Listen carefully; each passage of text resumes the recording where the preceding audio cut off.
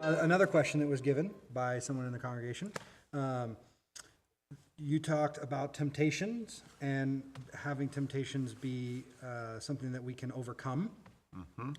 When you were saying that, and I'm reading the question here, when you said that there can be temptations that we overcome, did you mean that we can be free from temptations as in we don't feel them anymore?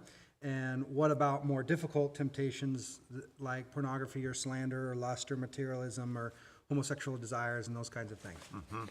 First of all, we will face temptation until we go to heaven.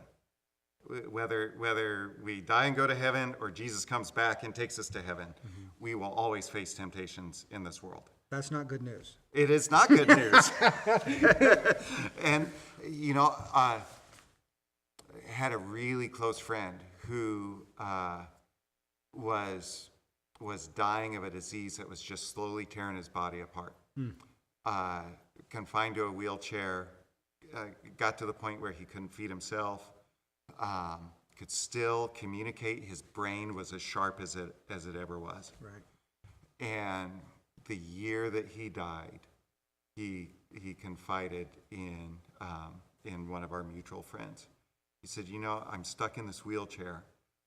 I can't do a thing, but I'm still tempted by watching pornography.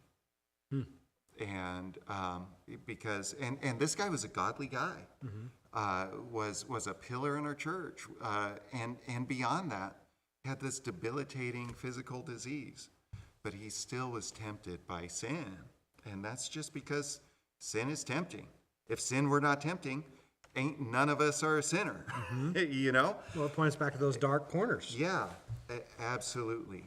And so I don't think that we will ever come to the point where we're not tempted by things. Okay.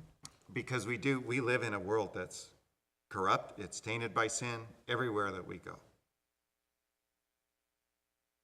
But I think one of the things that we need to be able to maybe shift in our thinking is something, I think it was Rick Warren wrote this in The Purpose-Driven Life. He said that when we look at sin, we almost always look at sin as an opportunity to do something wrong. He said, I think we need to start thinking about temptation as an opportunity to do something right, which is that we need to realize that we can choose to not step into temptation and to see it as a way for us to live out the victory that we have in Jesus, live out the new life that we have in Jesus. No longer a slave of sin. We are not a slave to sin. We don't have to do it.